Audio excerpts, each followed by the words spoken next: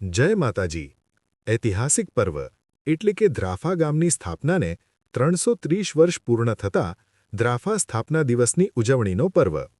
વિગતે વાત કરીએ તો જામનગરના કુંવરશ્રી જસાજીના પુત્ર મોળજીએ પોતાના 12 પુત્રો સાથે મળીને પોતાના બહુબળથી દ્રાફા સહિત 62 જેટલા ગામો જીતી દ્રાફા 24ની વિક્રમ સંવત 1752ને ફાગણ શુદ્ધ ચોથ ને શનિવારના રોજ તોરણ બાંધી શાસ્ત્રોક્ત વિધિથી સ્થાપના કરી હતી, જેથી આગામી વિક્રમ સંવત 2082ને ફાગણ શુદ્ધ ચોથ એટલે કે તારીખ 21મી ફેબ્રુઆરી 2026ના રોજ દ્રાફા ગામની સ્થાપનાને ગૌરવવંતા 330 વર્ષ પૂર્ણ થયે 331મા વર્ષમાં મંગલ પ્રવેશ કરશે.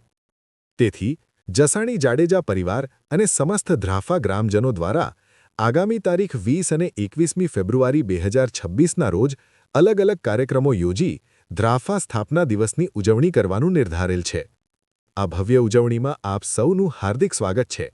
દ્રાફા સ્થાપના દિવસ ઉજવણીના કાર્યક્રમની રૂપરેખા આ મુજબ છે. પ્રથમ દિવસે એટલે કે તારીખ 20 ફેબ્રુઆરી 2026ના રોજ બપોરે 4 વાગે શ્રી આશાપુરા માતાજી મંદિર દ્રાફા ખાતે સત્યનારાયણ ભગવાનની કથાનું આયોજન કરેલ છે. તેમાં સર્વે સત્સંગ મંડળના બહેનો અને માતાઓ લાભ લેશે. કથામાં પ્રસાદ અને અન્ય સુવિધા ભગીરથસિંહ જાડેજા, મયુરસિંહ મુલેન્દ્રસિંહ જાડેજા, સિદ્ધરાજસિંહ જગદીશસિંહ જાડેજા, રાઘવેન્દ્રસિંહ બળદેવસિંહ જાડેજા અને એમના ટીમ સભ્યોના સહયોગથી થશે. કથા પૂર્ણ થયા બાદ સાંજે મહિલા મંડળ, દીકરી દીકરા અને અન્ય વડીલો અને ગ્રામજનો માટે હળવા નાસ્તાનું આયોજન કરેલ છે, જે શ્રી પરાક્રમસિંહ અજીતસિંહ જાડેજા પરિવાર તરફથી રાખવામાં આવેલ છે.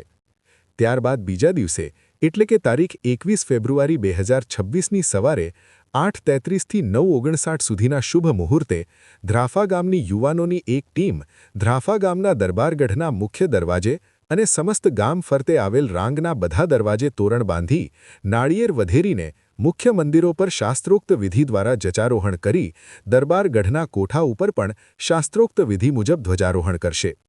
ત્યારબાદ દ્રાફા ગામના મુખ્ય દરવાજાનું ગૌ પ્રતિપાળ શૂરવીર શ્રી કાથડજી દાદા દ્વાર નામકરણ કરી દ્રાફા ગામની સ્થાપના દિવસની કુંડળી દર્શાવતી તકતીનું નાના દીકરીબા દ્વારા અનાવરણ કરવામાં આવશે.